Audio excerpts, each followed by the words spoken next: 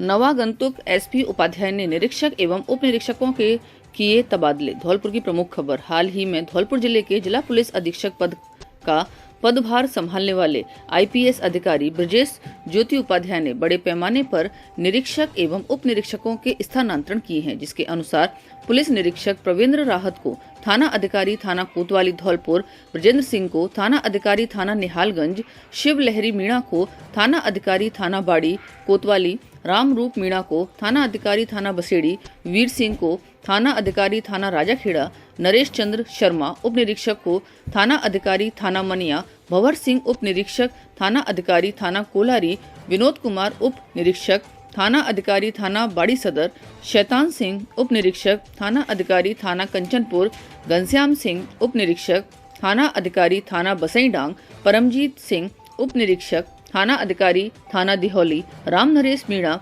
थाना अधिकारी थाना सदर धौलपुर, मुकेश कुमार उप निरीक्षक थाना अधिकारी थाना सैपऊ, राम अवतार मीणा थाना अधिकारी थाना आंगई, भीम सिंह थाना अधिकारी थाना सोने का गुर्जा, लाल बहादुर थाना अधिकारी थाना नादनपुर, महेंद्र कुमार शर्मा उप निरीक्षक थाना अधिकारी थाना सरमथरा, पृथ्वी सिंह उप निरीक्षक थाना निहालगंज, कैलाश चंद बैरवा थाना कोतवाली धौलपुर, पुरुषोत्तम सिंह थाना राजाखेड़ा, राधेश्याम थाना कोतवाली, गोपाल राम उप निरीक्षक चौकी लेबुडेकापुरा थाना बसेड़ी, फत्तेलाल टाउन चौकी बाड़ी थाना कोतवाली, राजेंद्र गिरी उप निरीक्षक थाना बसेड़ी का विभिन्न पदों में पदस्थापन किया गया है।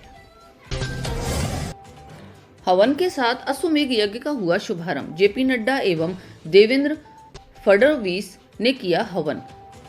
मुंबई अश्वमेघ यज्ञ से खास खबर। शांति कुंज हरिद्वार के तत्वाधान में श्री अखिल विश्व गायत्री परिवार द्वारा मुंबई में अश्वमेघ महायज्ञ का आयोजन किया जा रहा है, जिसके लिए गत दिवस 21 फरवरी को झंडारोहण एवं कलश यात्रा के साथ कार्यक्रम का शुभारंभ हुआ, जहां महाराष्ट्र के महामहिम राज्यपाल रमेश बैस, कैबिनेट मंत्री सुधीर मुंडरीकरण के मुख्य आतिथ्य में झंडारोहण के साथ कार्यक्रम का शुभारंभ किया गया। आज 22 फरवरी को प्रातः सवेरे 5 बजे से गायत्री परिजनों को देव पूजन एवं हवन के लिए बुलाया गया था, जिनको विधिवत पंजीकरण कर आमंत्रित किया गया। आज के कार्यक्रम में भारतीय जनता पार्टी के राष्ट्रीय अध्यक्ष जेपी नड्डा पत्नी सहित एवं महाराष्ट्र के उप मुख्यमंत्री देवेंद्र फडणवीस भी शामिल हुए तथा हवन किया। गायत्री परिवार के प्रमुख डॉक्टर चिन्मय पांड्या जी ने सभी प्रमुख अतिथियों का स्वागत सम्मान किया, जहां डॉक्टर चिन्मय पांड्या जी महाराष्ट्र के कैबिनेट मंत्री सुधीर मुंडरीकर आदि ने अपने संबोधन में महाराष्ट्र की पुण्य भूमि पर अश्वमेघ महायज्ञ होना महाराष्ट्र के लिए बेहद कल्याणकारी एवं शुभ बताया।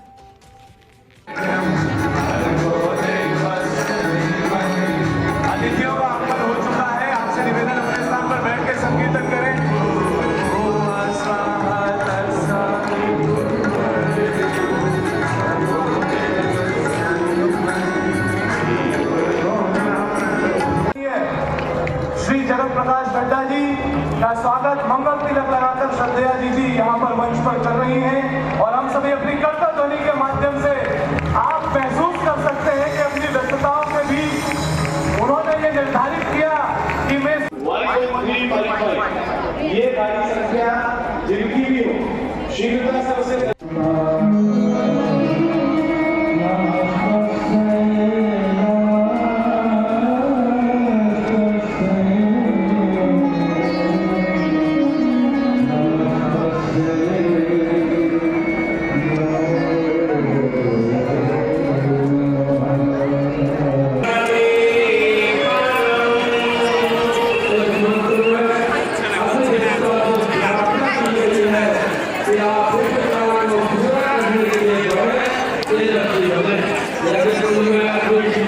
शर्माचार्य जी एवं परम वंदनीय माता भगवती देवी शर्मा जी के शुभ संरक्षण में अखिल विश्व गायत्री परिवार के प्रमुख श्रद्धेय डॉक्टर प्रणव पंड्या जी, श्रद्धेय सैलजी जी, आदरणीय डॉक्टर चिन्मय पंड्या जी एवं विभिन्न क्षेत्रों से पधारे गायत्री परिजनों का मैं हार्दिक अभिनंदन करता हूं। यह निश्चित ही परम पूज्य गुरुदेव की कृपा है जिसने मुझे उस शुभारंभ का साक्षी बनाया जब इस अश्वमेध यज्ञ के भूमि पूजन का कार्यक्रम संपन्न किया जा रहा था। आपको यह जानकर और भी अधिक आश्चर्य होगा कि ठीक उस अवसर के उपरांत मुझे ऐसा अनुभव हुआ कि जैसे परम पूज्य जब राम राज्य का बीजारोपण किया गया और बीजारोपण करने के लिए जिस यज्ञ का सहारा लिया गया उस यज्ञ का हिस्सा बन पाने का सौभाग्य आज गायत्री परिवार को मिला। और ये भी क्या दुर्लभ सौभाग्य है कि इस अश्वमेध महायज्ञ की जो मूल तिथियां थी वो तिथि क्या थी? 23 जनवरी। 22 जनवरी को भगवान राम के आगमन की तिथि तय हुई और 23 जनवरी को गायत्री परिवार का अश्वमेध महायज्ञ पहले से सुनिश्चित। प्रशासन को दिक्कत न हो इसलिए इसकी तिथियों को एक माह आगे बढ़ाना पड़ा। और आज जब ऐसे दिव्य मुहूर्त में हम लोग यहाँ पर एकत्रित हैं, दूर दूर से लोग अपनी भावनाओं को समेट कर सहेज कर गुरुदेव के चरणों में, वंदनीय माता जी के चरणों में, माँ गायत्री के चरणों में अपने शरीर को, मन को, धन को, धर्म को, संपदा को लगाने के लिए यहाँ करके एकत्रित हुए हैं, तो एक प्रश्न पूछना अनिवार्य हो जाता है। भगवान राम लौटे और भगवान राम के लौटने के सौभाग्य को आज हम लोग स्मरण कर रहे हैं। प्रश्न ये महत्वपूर्ण है कि भगवान के ऊपर बसोती है।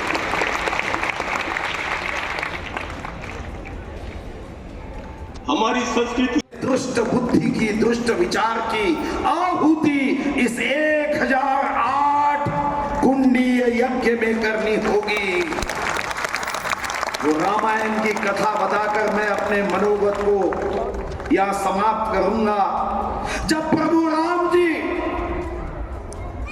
समुद्र के सामने लंका पर युद्ध करने के लिए राम सेतु बनाने लगे, नल नील हनुमान जी उस सेतु के निर्माण में सभी अपने साथियों को यह कहने लगे कि जो भी पत्थर होगा उस पे भगवान श्री राम का नाम लिख दो और पानी पे छोड़ दो, समुद्र के जल पे छोड़ो। प्रभु राम के नाम की शक्ति है, वो तो पत्थर तैर जाएगा। सबने जय श्री राम लिखा, पत्थर पानी पे छोड़े, पत्थर तो तैरने लगे। अब लंका में राजाखेड़ा में नए थाना अधिकारी वीर सिंह ने संभाला कार्यभार, अपराधों पर लगेगा अंकुश। राजाखेड़ा की प्रमुख खबर। राजाखेड़ा थाने के नए थाना अधिकारी के रूप में वीर सिंह ने संभाला पदभार एवं थानेदार राम खिलाड़ी को दी विदाई। स्टाफ के द्वारा राम खिलाड़ी थानेदार का माला साफा पहनाकर किया स्वागत एवं नए थानेदार वीर सिंह का भी थाने में किया गया अभिवादन, स्वागत एवं सत्कार। वीर सिंह को सीकर रेंज से राजाखेड़ा लगाया गया है। पुराने थानेदार की विदाई एवं नए थाना अध्यक्ष के आगमन पर स्वागत करने वालों में Lalman Singh ASI, Udaybhan Singh ASI, Virendra Singh ASI, Anand Dubey, Vinod Kumar आदि पुलिसकर्मी शामिल रहे। राजाखेड़ा से प्रेम सिंह जादौन की रिपोर्ट।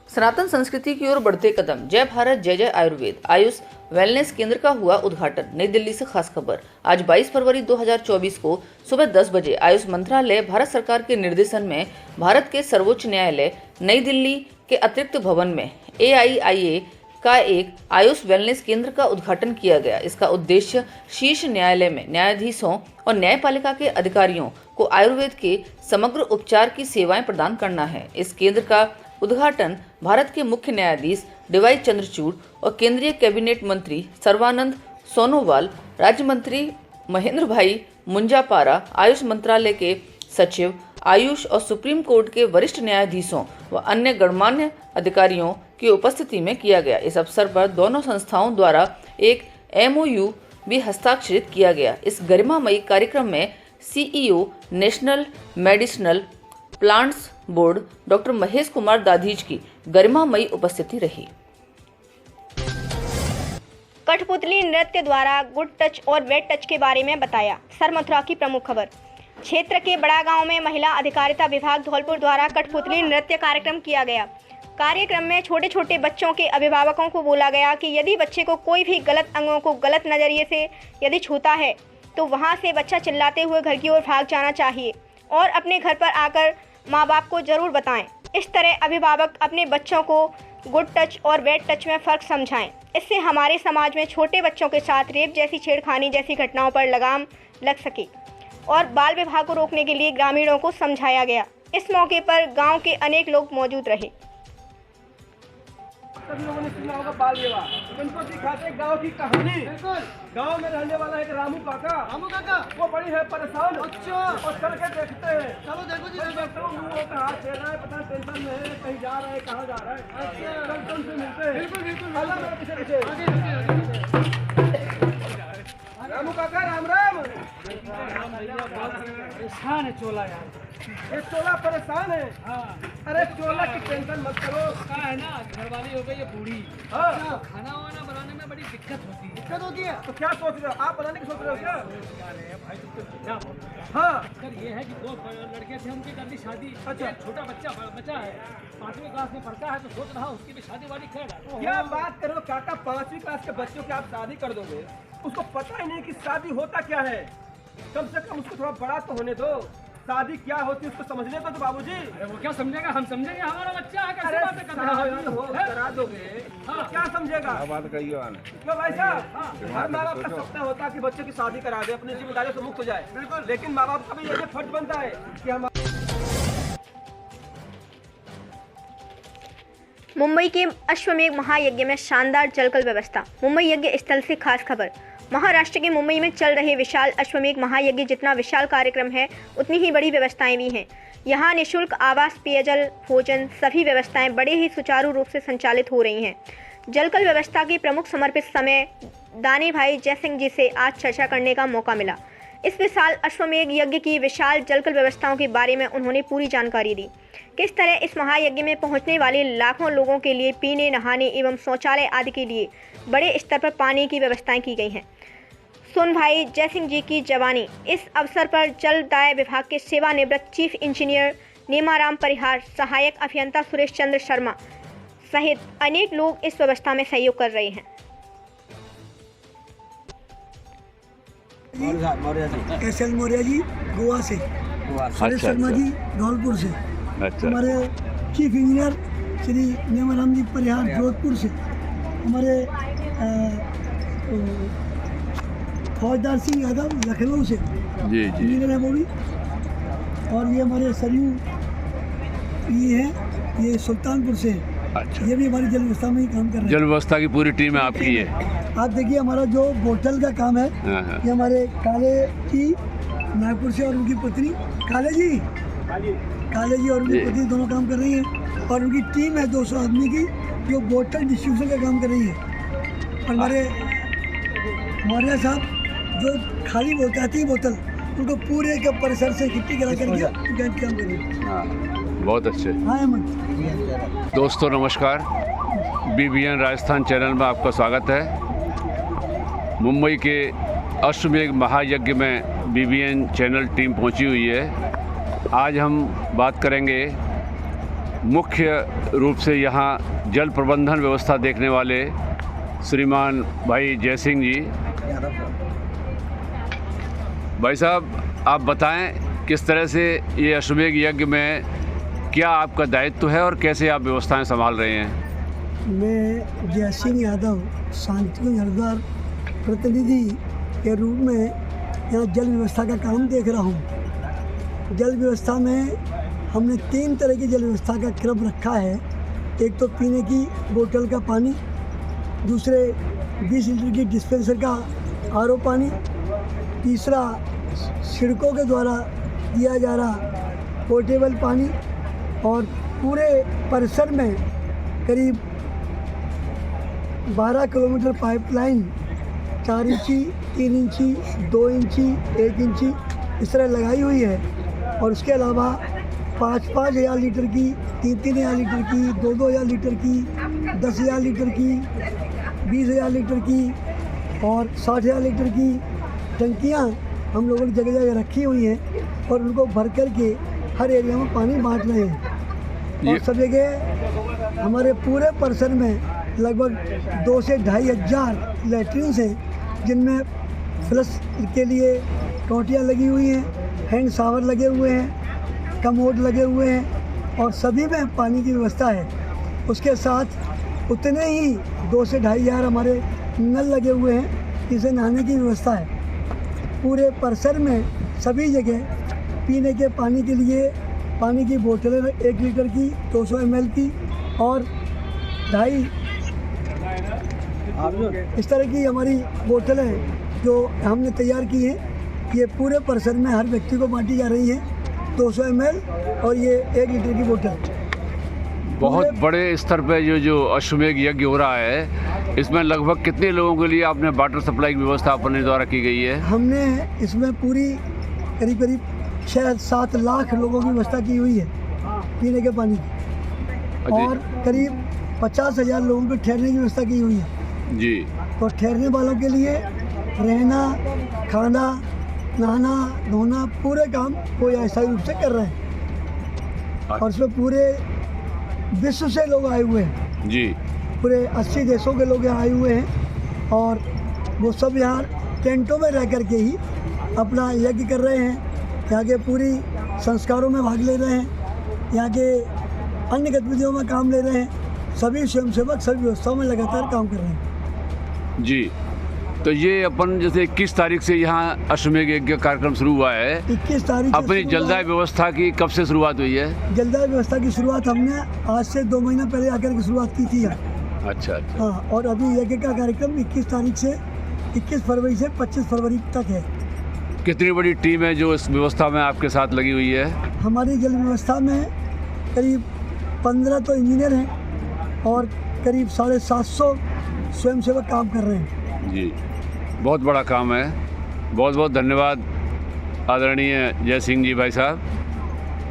ये बहुत बड़ा काम है और इसमें पानी की सबसे बड़ी व्यवस्था रहती है, पानी और आवास मुख्य रूप से, और पानी की व्यवस्था आप संभाल रहे हैं। धन्यवाद। बेमौसम वर्षा से किसानों का नुकसान। धौलपुर की प्रमुख खबर। जिले के सरानीखेड़ा क्षेत्र में 2 दिन से हो रही बारिश और तेज आंधी से किसानों का बड़ा नुकसान हुआ है। किसानों की आम और नींबू के फूल पर काफ़ी असर देखने को मिला है। किसानों का कहना है कि हमारी फसल में काफ़ी मात्रा में नुकसान हो गया और गेहूं का पौधा गिर गया है। बारिश करीब आधा घंटे चलती रही। इसी बेमौसम बरसात से किसानों की फसलों में नुकसान हुआ ही है। साथ ही ठंड ने भी दोबारा अपना प्रभाव दिखाना शुरू कर दिया है। उत्तम सिंह कुशवाहा की रिपोर्ट।